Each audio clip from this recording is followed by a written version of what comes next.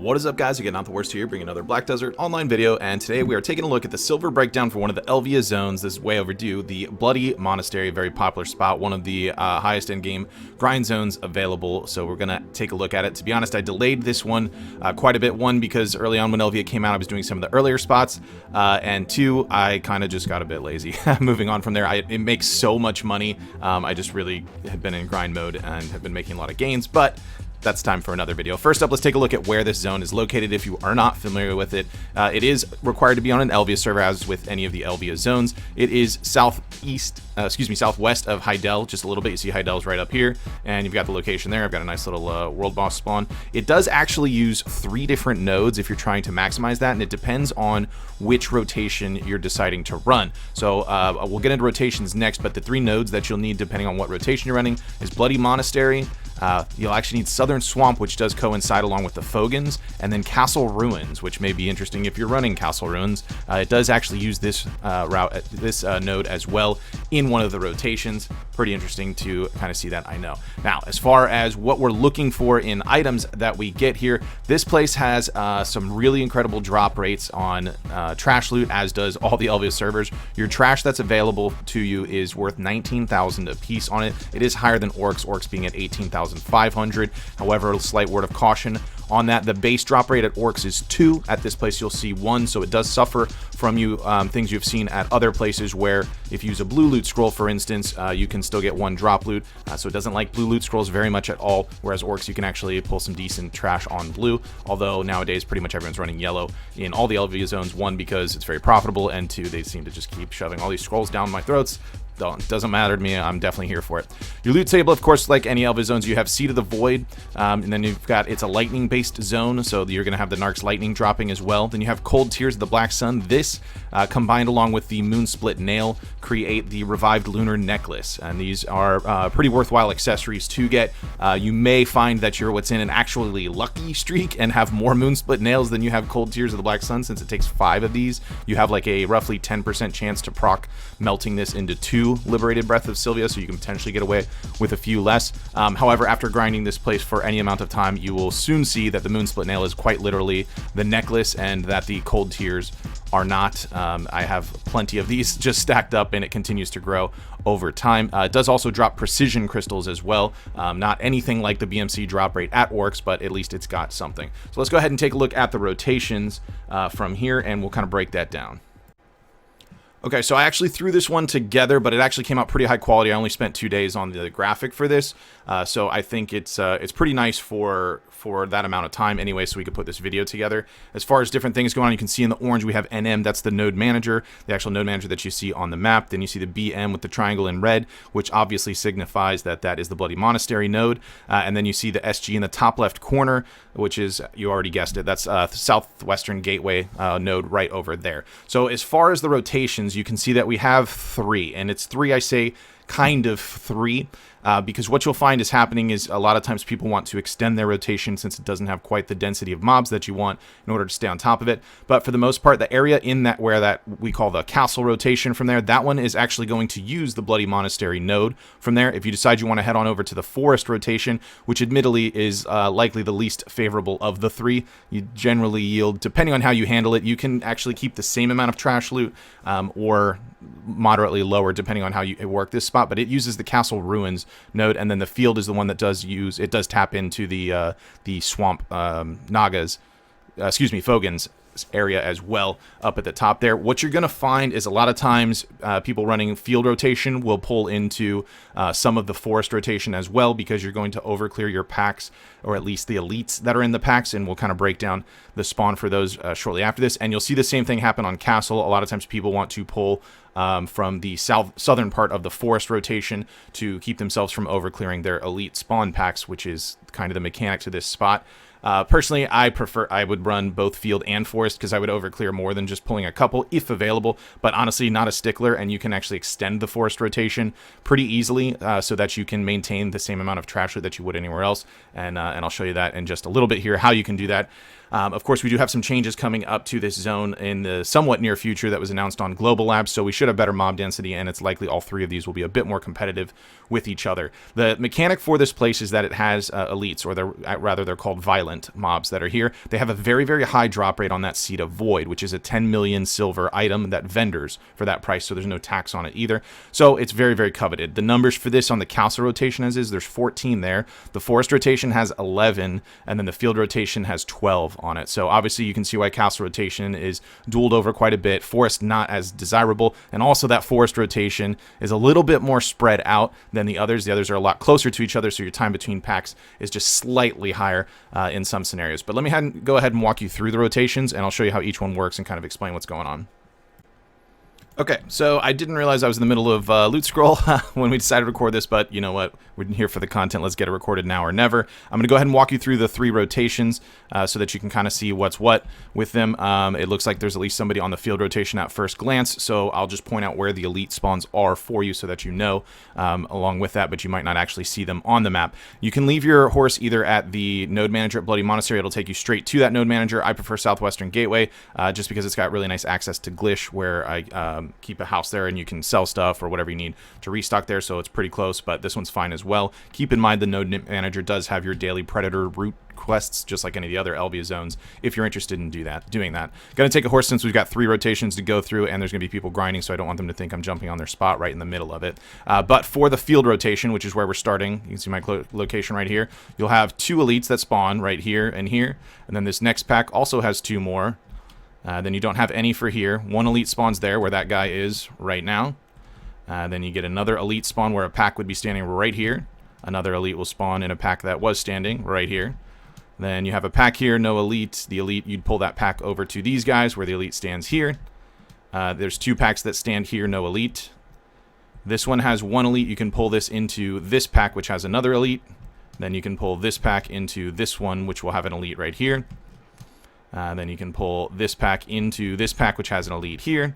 And then the next 2 are kind of between their own 2 packs. So you'll see several packs here. One of the guys stands right here, and then the final one stands right here. So if you're running just this rotation at that point, depending on your AP, you're going to likely overclear that. So you have these other mobs you can work with if the other rotation isn't open to pull from. If it is, you can zip over to Forest, maybe grab a few elites if you need it. If you're on an Elvia weapon, you're probably going to need both, but in all likelihood, the rotation's possibly taken over, in which case you're not going to be able to do both, or you might need to try and fight.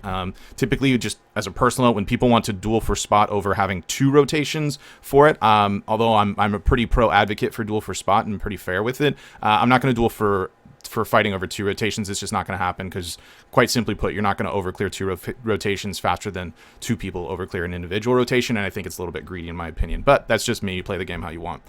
So now we're up to the forest rotation. We're at kind of the lower portion of it. So I'm going to show you this one. It goes through the rotation pretty quick, and there is an actual extension that has no elites, but it's a way to keep the trash loot the same as the other 2 rotations. Otherwise, you'll be behind about 500 to 1,000 depending on what your AP is.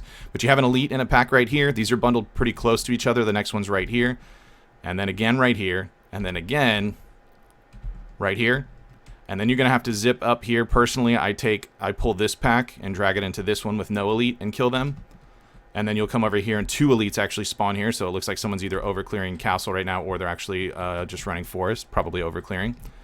You come up here and see my rift boss spawn. An elite spawns right here on this zone, and then you can see 2 elites spawn right here, which they are up, and then the next one spawns right here, and then from this direction you would kind of loop straight up through this tree. You can kind of see what I was saying where this one's spaced out just a little bit more than the last rotation we saw, and you've got 2 elites that spawn here, and then finally we're all the way, we've got 1 more that's right on that spot that he's attacking there, and then now we're back to where we started, where that initial elite was. Now at this point, if you come around, you're going to have overcleared your elites and then some. There is this zone over here. You could potentially use this with field. You just got to zip across the road depending on your mobility skills, but you can actually jump in here. This is a full pack. You could just grab right here and then pull this guy into this pack over here, and you've got one. You can this is a full pack on its own, and then I'll zip up to this one and pull it into this pack and you have a full one, and then this one into this one. What this does is it kind of just kills time in between your elite respawns, because otherwise you're going to kind of just run the rotation like 2 times before the elites actually respawn all the way around.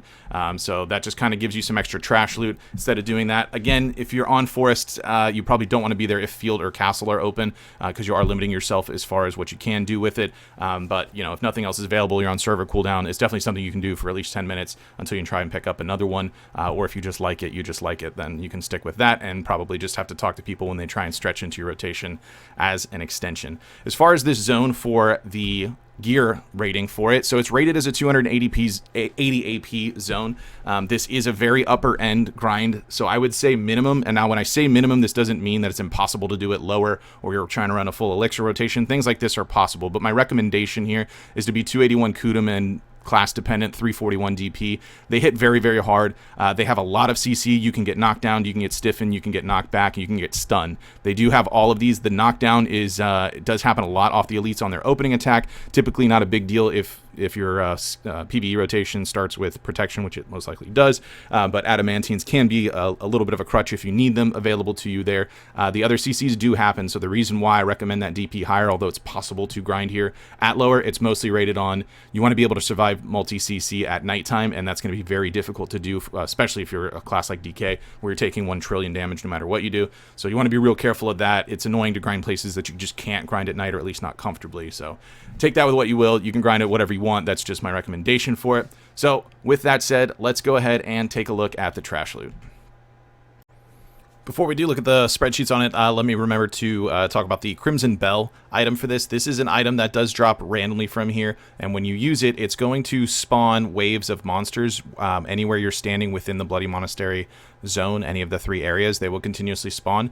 It lasts for about 5 to 7 minutes from it, and it's again in waves, so it's not just consistently. They will kind of follow you as well. You can stack as many of these as you want. However, keep in mind these monsters hit way harder than normal monsters, but they also die much easier, so be a little bit smart with how you're attacking them, and they don't care about aggro, hitting aggro limit either on it. They yield a very high amount of XP, and they also do drop a ton more Blackstones. Granted, this place drops a ton anyways, but getting more of these bells is going to yield a whole bunch of Blackstones over time. So something else you may or may not be aware of, depending on your familiarity with the Elvia grind zones in general, is the Elvia weapons, or it's now been changed to an Elvia buff effect that drops. Every so often you can have a spirit that drops and you talk to it and choose either a main or awakening weapon for it, and it gives you now a buff to enhance your weapon with the spirit power of Elvia or whatever.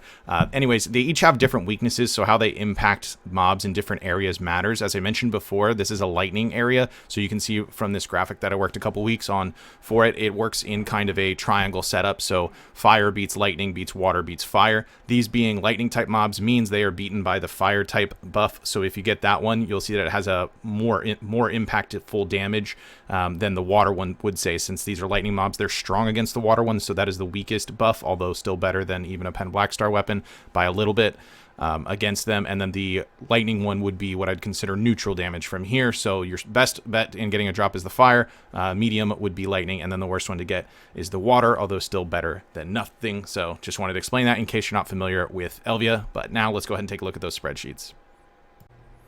Okay, so here we have our spreadsheet for our numbers. A couple of caveats with this. My AP at the time varied anywhere from 297 Kudum to 305 Kudum, just from some gains that I had made during the time that this was being logged with it. As far as bonuses, I was using yellow loot scroll. As far as the trash loot goes with that, I did 12% ecology, 4% pet buff, comma blessing, was running at all times in a level 10 node at each of the spots, all added in as bonuses there, so keep those in mind.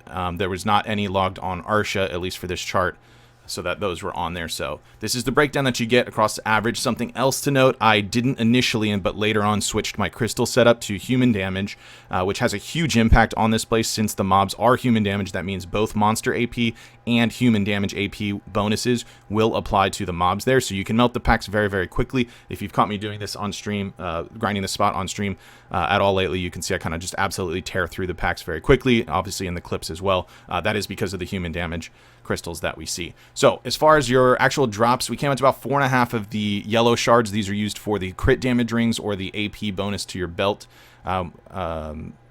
for combined with the Furious ones, of course, that you need from Orcs. Narc's Light, that's the 3 mil trash loot item that drops. It's 8 per hour on those.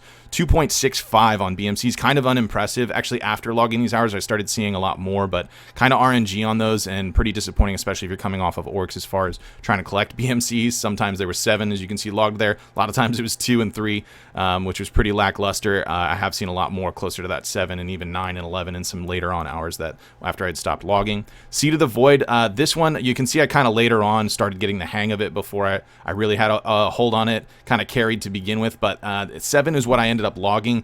This is pretty much going to happen if you're on that forest rotation in most cases. If you're on the other two, you should see something more like 10 or so on average with that. Blackstones, this kind of varied pretty wildly, and the reason for that is the Crimson Bell mechanic. That's spawning a lot of extra mobs, also has like a ton of Blackstones that will just come pouring out from there. So the ones that were more carried for Blackstone hours were huge. I've even had over 300 in a few hours where I was uninterrupted getting 2 rotations after logging this. So it can vary quite a bit, especially depending how chill or not you're doing it. If you're kind of balls to the wall grinding, obviously you're going to see a lot more, but it does get up into the 250s and even into the 300s in some scenarios where you're getting pretty good RNG on at least bells. Trash loot, I ended up averaging 11.7. I can tell you now that I average around like 12 to 13 with no LVO weapons. I did have an 18k hour. That one was obviously carried by a lot of LVO weapons that dropped, but that 12 to 13 is pretty standard for across there. Obviously in the earlier hours and the ones without human damage, it was scaled down quite a bit until I was able to pick that up. And again, I did end up with 2 more AP brackets in that time frame, so we kind of see a large difference between the earlier hours and the later hours for that sort of thing. Cold Tears came out to an average of 2, and as you can see from the chart, I kind of always experienced this as like none or like a decent amount in them, and it's just kind of been that way. The Moon Nails, as best as I can tell, is about 1 every 2 hours. So I came out exactly even at 0.5. In 1 hour, I had 3 here, which ended up yielding 1.1 billion silver in a single hour because of that wild drop. I've actually done that 2 more times since then, getting 3. Although one was during the drop rate event where we had 50% bonus drop rate, and the other 2 were both using these new 15% cake buffs. So obviously a little extra RNG in there. Those are not included in this chart because they had extra RNG added. And then Massive Pure Magic, just so that you know, we have 3 per hour on that. So what's going to dictate your money here for the most part, is this better than Orcs or not? That kind of comes down to how much of those lunar necklaces cost or worth at the time. This average here, which is, I can tell you if I redid the new 20 hours of my setup, it would be slightly higher than this since we had some learning hours in the early on, but I came out to 509.5. Now this is also based on the time of running these, that the lunar necklaces were at 200. They actually were going up to 242 mil at one point, was the highest I saw them, and they were floating in that 230 mil range for a very long time. I believe currently they're down to 170 mil. So if we make that adjustment for current at the time of recording, we can see we're a little under 500 average. 493 here. So the cool thing about this spot over Orcs is you actually have an RNG drop in the Moon Nail, so there's something exciting going on there. But as far as your average or lower numbers without human damage crystals, you're going to be subpar of Orcs, and a lot of that has to do with the amount of trash that they drop with it, and also the ability to get the elite spawns is going to have a heavy weight on your both your trash loot and your seeds and that sort of thing. If you're not able to pick up multiple rotations at once, or you're sharing or something like that, you're gonna have a much bigger impact on that. You can see in the low end we've had, you know, some 300s on there, 350 I think on the very low end for it, and then of course the upper end now with the adjusted necklace price, 1.078 billion silver, obviously very carried hour with 3 necklaces along with that, but plenty of 600s and 500s to be in there. It's very, very, very lucrative if you have the gear and the setup to go ahead and support grinding there efficiently. So with that is going to be it for this video. If you did enjoy it, be sure to like it. If you're new to the channel, be sure to subscribe so you get notifications when new videos do go live. And if you'd like to catch me playing live, there is a link to my Twitch page in the description down below. You can jump on over there, drop a follow so you get notifications with that as well. And with that said, that's going to be it for this one. I want to thank everybody for watching, and I will see you next time.